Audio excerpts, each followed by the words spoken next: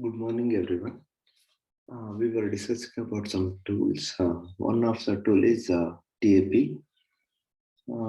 This is an example of semantic search technology by Stanford.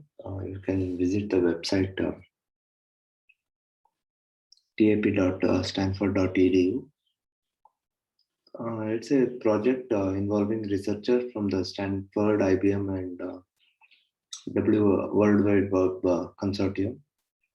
TAP leverages automated and semi-automated techniques to extract knowledge bases from unstructured and semi-structured bodies of text. The system is able to use previously learned information to learn new information and can be used for information retrieval.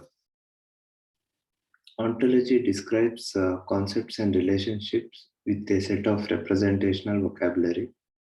The aim of building ontology is to share and reuse knowledge. Since the semantic web is a distributed network, there are different ontologies that describes semantically equivalent things. As a result, it is necessary to map elements of these ontologies if we want to process information on the scale of the web. An approach for semantic search can be based on text categorization. In text categorization, ontology maps compare each element of an ontology with each element of the other ontology. Then it determines a similarity metric. Matched items are those whose similarity values are greater than a certain threshold. In TAP, existing documents are analyzed using semantic techniques and converted into semantic web documents using automated techniques or manually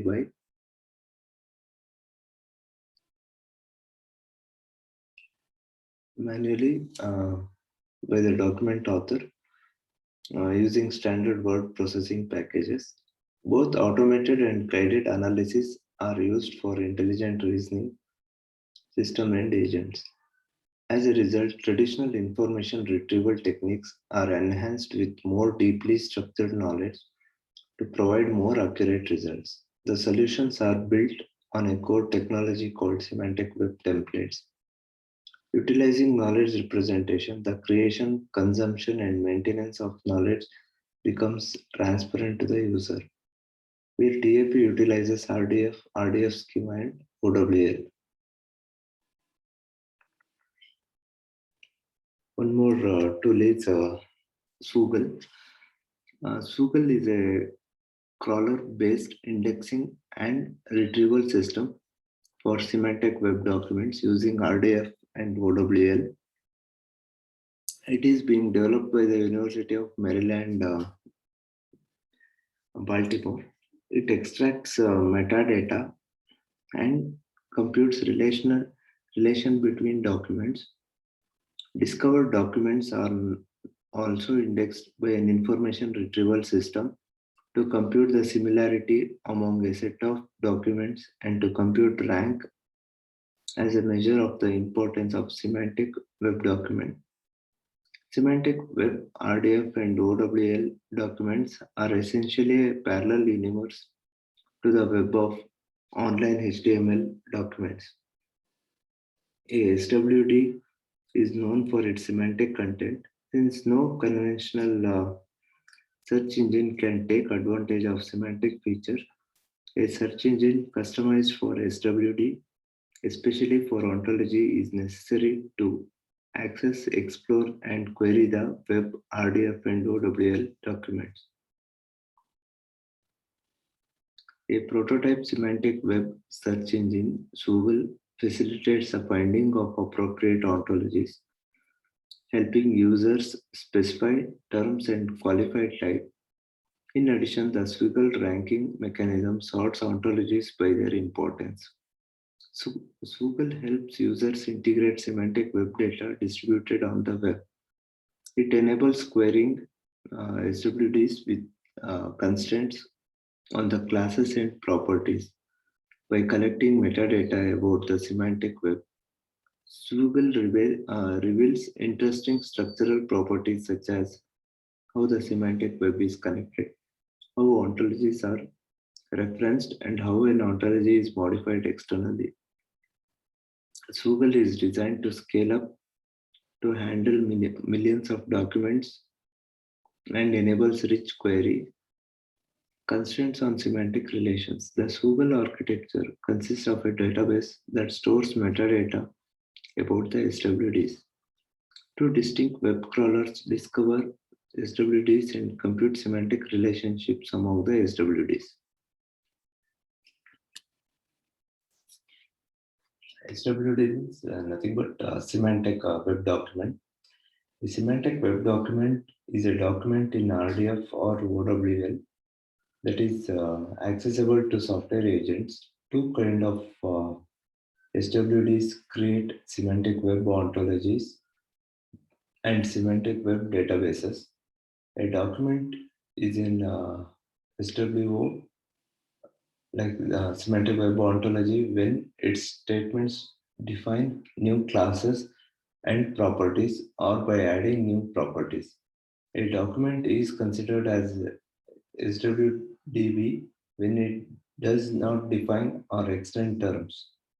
In SWDB can introduce individual and make assertions about them. Swoogle architecture. A Swoogle architecture can be broken into four major components: SWD discovery, metadata creation, data analysis, and inference interface. These components work independently and interact with one another through a database. SWD discovery component discovers potential SWDs on the web.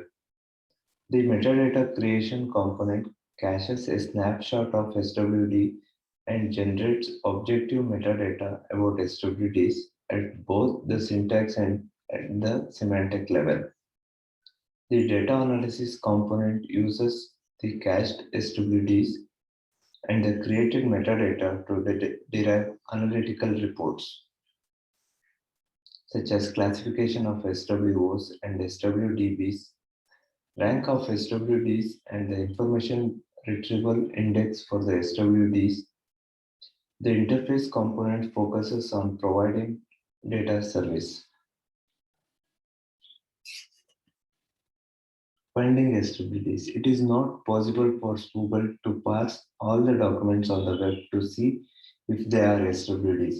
However, the crawlers employ a number of heuristics for finding SWDs, starting with a Google crawler that searches URLs using the Google Web Service. By looking at the entire semantic web, it is hard to capture and analyze the relation at the RDF node level. Therefore, Swoogle focuses on SWD level relations that generalize RDF node level relations.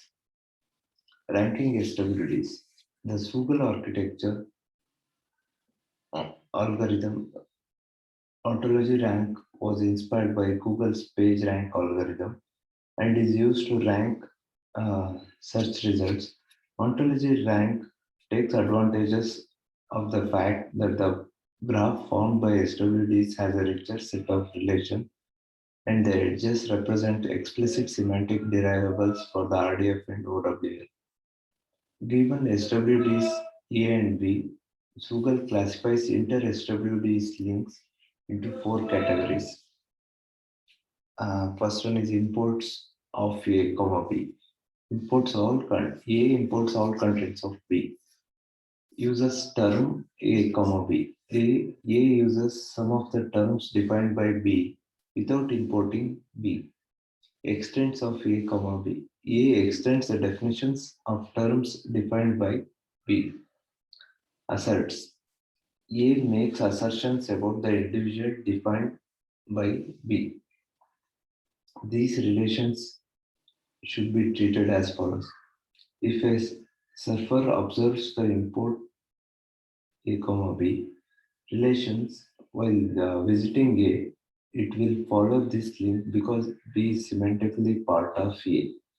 Similarly, the surfer may follow the extends A, B relation because it can understand the defined term completely only when it browses both A and B. Therefore, the assigned weight is different, which shows the probability of following that kind of link.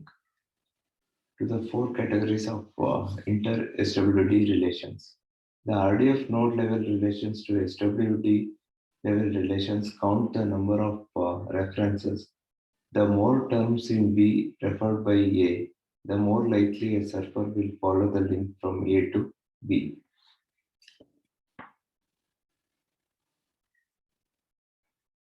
Indexing and retrieving SWDs. Central to a semantic web search engine is the problem of indexing and searching SWDs. It is useful to apply IR techniques to documents not entirely subject to markup. To apply search to both the structured and unstructured components of a document, it is conceivable that there will be some text documents that contain embedded markup. Information retrieval techniques have some value characteristics such as research methods for ranking matches, computing similarity between documents, and employing relevance feedback. These complement and extend the retrieval functions inherent in Swabble. Currently, the most popular kind of documents are friend of a friend files and RSS files. Like RSS is really simple syndication, is a web content syndication format. Swoogle is intended to support services needed by software agents and programs via web service interfaces. Using Swoogle, one can find all the semantic web documents that use a set of properties or clauses.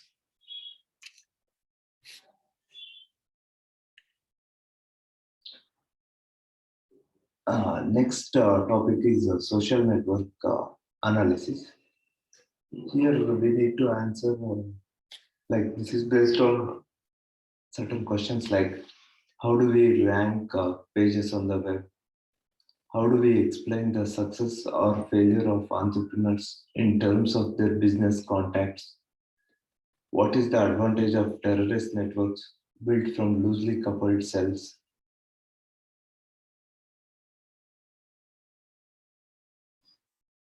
All these questions have in common that they can be rephrased using the vocabulary of network analysis, a branch of sociology and mathematics that is increasingly applied also to question outside the social domain. In the following, we give an introduction to the main theory and methods of social network analysis, which will be applied later to the analysis of social network as well as semantic networks. By no means we expect to provide a complete coverage of any topic involved. For a more encyclopedic treatment of network analysis, you should refer social network analysis by Wasserman and Ford.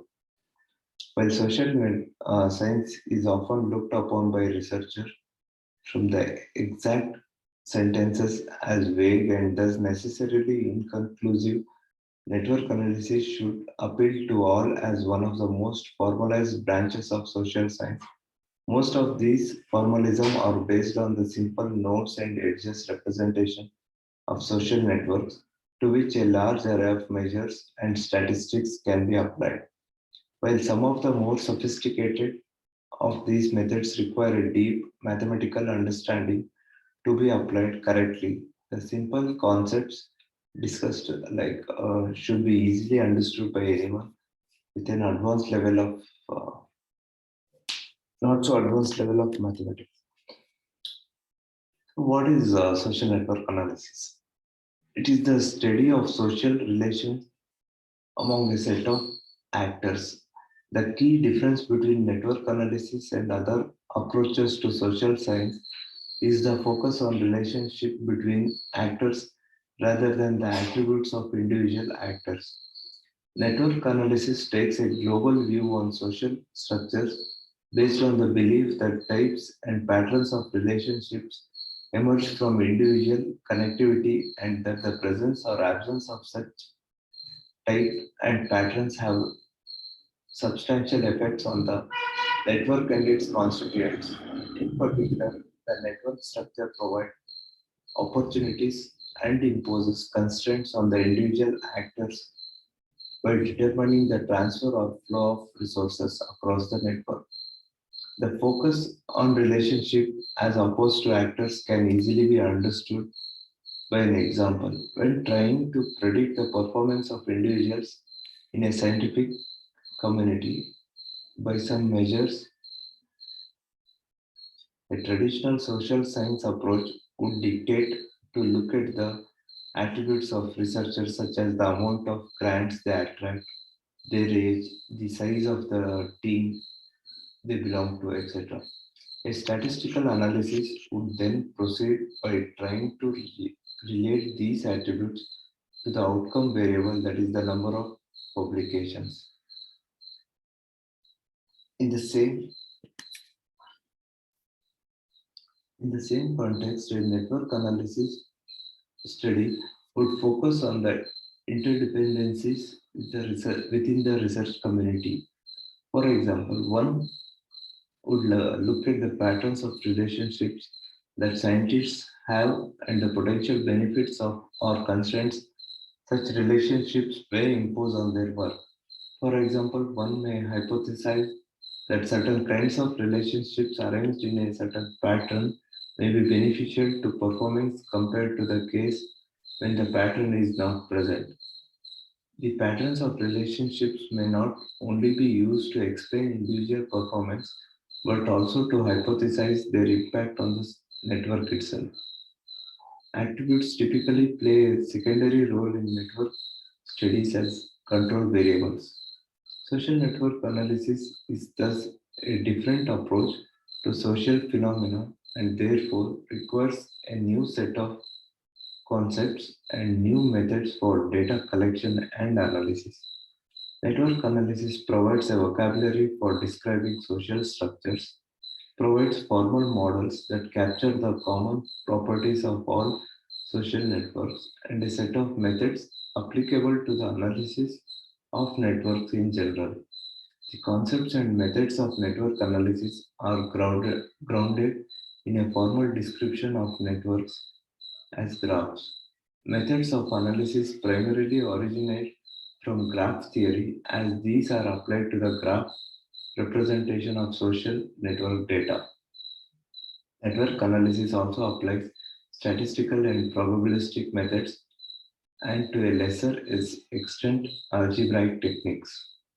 It is interesting to note that the formalization of network analysis has brought much of the same advantages that the formalization of knowledge on the web is expected to bring to many application domains. Previously vaguely defined concepts such as social role or social group could now be defined on a formal model of networks, allowing to carry out more precise discussion in the literature and to compare results across studies.